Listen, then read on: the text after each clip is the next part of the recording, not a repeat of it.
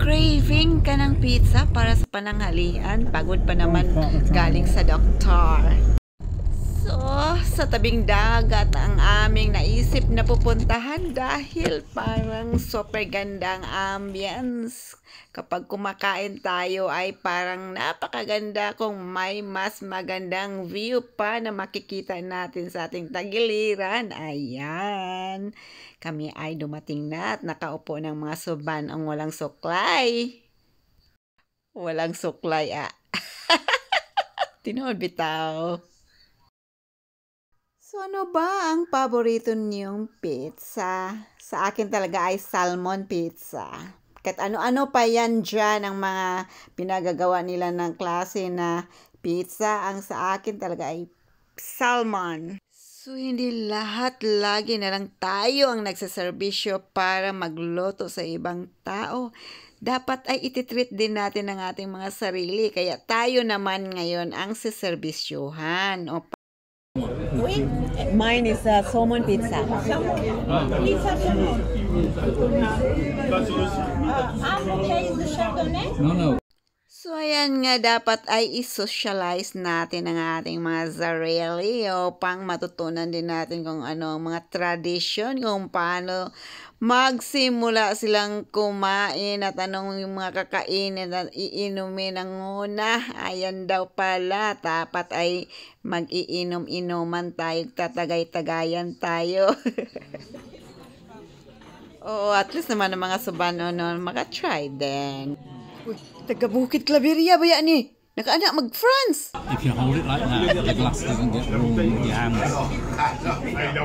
So, ganyan daw ang social na paghawak ng ganitong baso in this world. Ano yan, pang mayaman ba yan? O pang hindi daw lalamig ang wine? Ayan, practice. At ayan, dumating na ang aming mga paboritong pagkain in this world.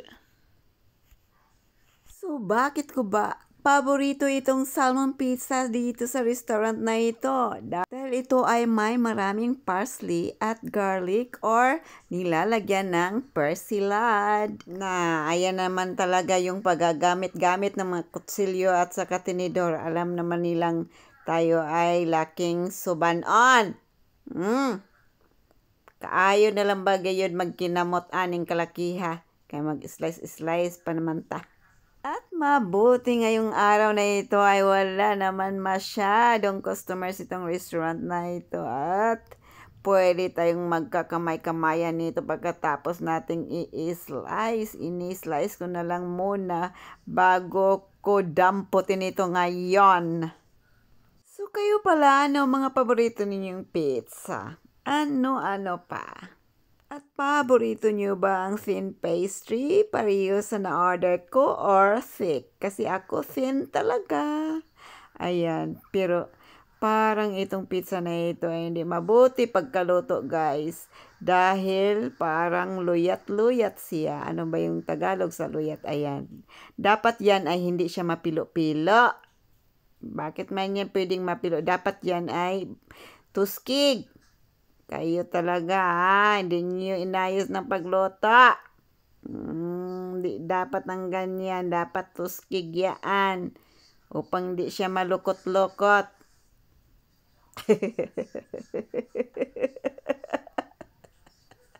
Ako na nagko-comment dahil ako ay marunong talaga akong gumawa ng pizza. Ayan, dapat yan ay tuskig. Sabi pa ng aking pinaglulutuan noon, talagang ganyan talaga ang aking pagluluto ng pizza na parang luyat. Ay, hindi talaga masaya ang mga pinapakain ko. Ang sabi pa nila, dapat yan ay crispy. Hindi naman yan crispy. Kayo na bahala ng aking Tagalog, Bisaya, guys ha. Kayo na. So, yan nga, ang pagkagawa ng pizza ay dapat ang pastry sa ilalim ay matigas or crispy siya. Hindi ganun nga malukot-lukot natin. Kasi sagi yan siya, isagi. So, in fairness naman, ang pizza nila ay masarap. Kaya lagi kaming pumupunta-punta dyan dahil masarap ang kanilang pizza. Ngunit, hindi nga lang crispy. Yung talagang ginagamitan pa natin ng tinidor kutsara dahil luyat siya eh. Pwede siyang malukot-lukot. At paubos na talaga siya kasi syempre, nagugutom kami sa kakatransak ng aming kalusugan. So, ayan, talagang inubos at sinulit na namin ang aming bayad, guys. Kasi, syempre, kapag nandito tayo sa restaurant, medyo mal-mal talaga ang ating babayaran. So, susulitin, uubusin na talaga natin yan lahat. Wala nang matira. Kahit ano-ano pa ang ating mga komento dyan. Basta kainin na natin lahat-lahat na yan. So, ano pa, basta yung kapag tayo ay patapos na, iba na naman ang ating iisipin kasi maya-maya ay bibili na naman ako ng aking gamot na niresita ng doktor. Ay, nako, kahit paglagay ng kutsara at tinidor kung paano, kung tayo tapos na, ganyan daw ang pagkalagay, sabi ng asawa ko, tinuruan niya ako. Ayan, sunod lang tayo ng sunod. Oo. Pati wine, susulitin talaga. Last drop na yan. Ayan. Kakaloka.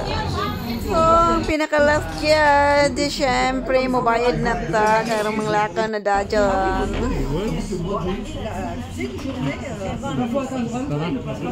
Je parle français, hein. Oh. Capri, ah d'accord. C'est bien Capri. C'est joli, hein. Magnifique. Grazie. Capri.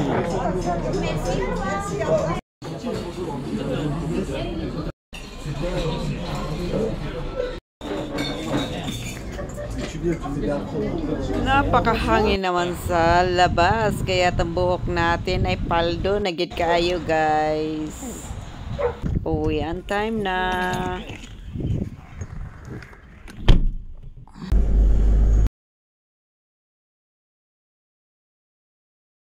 So, ayan, wala nang magawa at maghihintay na lang ng bill in this world upang makapagbayad na at uuwi na.